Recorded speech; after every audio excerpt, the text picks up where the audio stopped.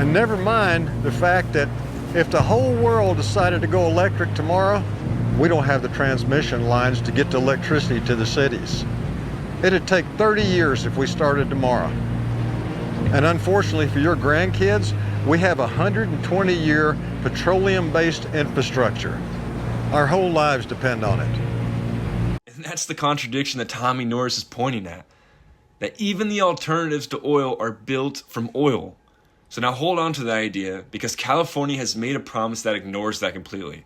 California loves to make bold promises about climate change initiatives. For instance, Senate Bill 100 says the state will run on 100% clean renewable electricity by 2045. And advocates like Congressman Jared Huffman are pushing to make that 2040. Although it sounds responsible because they're trying to save the earth that we live on and set an example for other states to follow, but I want to ask you a different question. Not should California do this, but can it? Can it physically, economically, and reliably power 40 million people without a single watt of fossil fuels by 2040?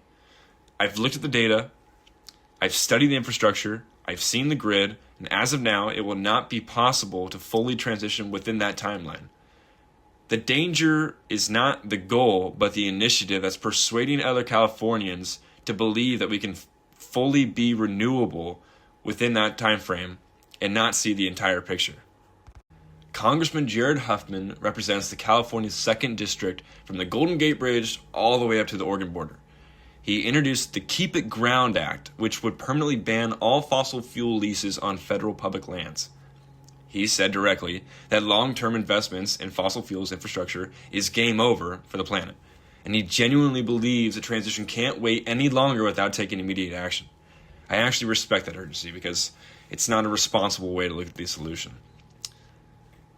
We know climate change is real and that the stakes are high, but the problem with Huffman's position is that wanting something urgently doesn't make it physically possible. Even in one of the cleanest states in the country, about 38% of California's electricity still comes from fossil fuels. So while renewables are growing fast, they still haven't fully replaced traditional energy yet. Alex Epstein. He's an energy author and a policy thinker who takes a different approach than most people in this debate. Instead of focusing on only the environmental cost of fossil fuels, he argues that we've played a major role in building modern life. Powering industries, lowering costs, improving overall living standards.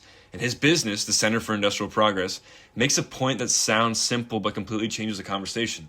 That fossil fuels aren't just one energy source among many, they are what he calls the mastery industry. The one that powers every other industry. This could be agriculture, medicine, transportation, manufacturing. The vast majority of machines on Earth don't run on electricity at all. They run on the direct combustion of fossil fuels. Because it's either the only way or that's the cheapest way to power them, and we always look for the cheapest option. So when Huffman says ban fossil fuels investment, he's not just talking about power plants, he's talking about the physical backbone of modern economy, the one we spent the last 120 years developing. And Epstein makes another point that I think is almost devastating. If solar and wind were genuinely cheaper than fossil fuels, they wouldn't need hundreds of billions in government subsidies to compete. Truly, cheaper products don't need the government to ban their competitors. So as I'm researching and trying to rethink my position on this topic or be proven wrong, climate catastrophists have been predicting mass deaths for decades. Obama's own science advisor, John Holdren, predicted in the 1980s that fossil fuels could cause up to 1 billion climate deaths by the year 2020. That didn't happen. And it had an adverse effect than he thought. According to data from the International Disaster Database, climate-related deaths per million people dropped 98% over the last century. This is all while CO2 emissions were rising. Why? Because fossil fuels built the tools that protect us from the climate.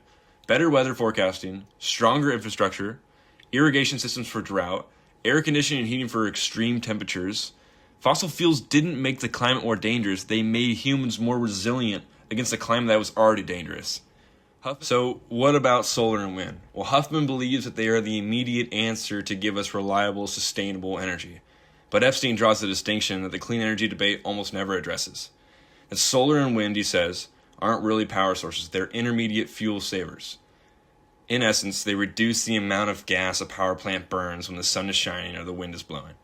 The moment conditions change, and they do, you still need that reliable plant running in the background. And if California has already lived this reality, we have what grid operators call the duck curve. Essentially, it's a solar production that peaks around noon and then falls off sharply at 5 p.m., right when millions of people get home, turn on their appliances, crank the AC, and the demand spikes exactly when supply disappears.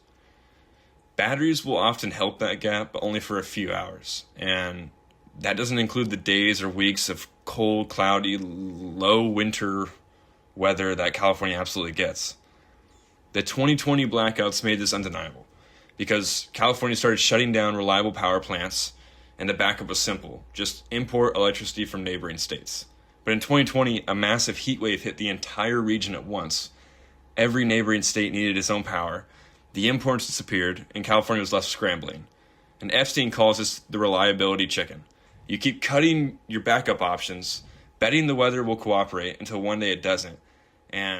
But there's also another piece of this that almost no one talks about, and it's that California doesn't actually generate all of its own electricity. A significant portion of our power is imported from neighboring states like Nevada, Arizona, Oregon, and even Washington. This means that California's clean energy success story is partially built on the infrastructure we don't even own, we can't control, and didn't pay to maintain. So think about what this actually means. It means when California shuts down a natural gas plant and replaces it with an import from Arizona, we aren't eliminating fossil fuels, we're outsourcing them, and the emissions still exist. The plant will still run. It just runs in someone else's state, so it doesn't count on our own books. That's not a clean energy transition, that's just an accounting trick. And the ramifications get serious fast. What happens when Nevada and Arizona decide that they need electricity for their own growing populations? What happens when Oregon or Washington have a drought year and their hydro output drops? What happens when a heat wave hits the entire West at once, like in 2020, and every state needs every megawatt it can generate? California has put itself in a position where our own grid stability depends on goodwill and the surplus capacity of states that have no obligation to help us. We are, quite literally, at their plea. This is the part of the policy conversation that gets buried. By leaning so heavily on imports, California has wiped out leverage over its own energy future. And if neighboring states tighten their own policies, raise export prices, or simply keep their power for themselves, California has no fallback because we've spent the last 2 decades dismantling the in-state plants that used to be the fallback. And here's what makes it all more urgent. America's grid isn't holding steady while we figured this out. It's actively getting weaker. And Epstein's electricity emergency documents that over the last decade has said that as electricity demand went up, reliability capacity like gas, coal, nuclear, and hydro fell by 5%.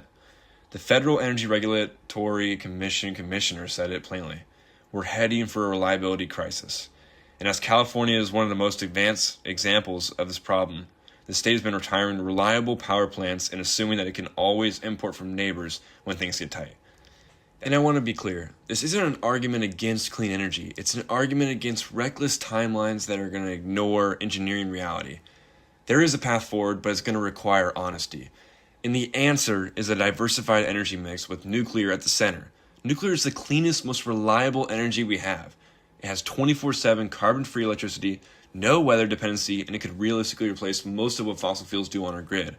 If California is serious about hitting 2040, nuclear is the fastest, most proven way to get there. But here's the contradiction. We spent decades shutting down nuclear. Santa Fe retired in 2013, Diablo Canyon was scheduled to close, but grid operators panicked and got extended to 2030. And even that's temporary. You can't credibly want a fossil-free grid by 2040 while dismantling the cleanest firm power source you already have.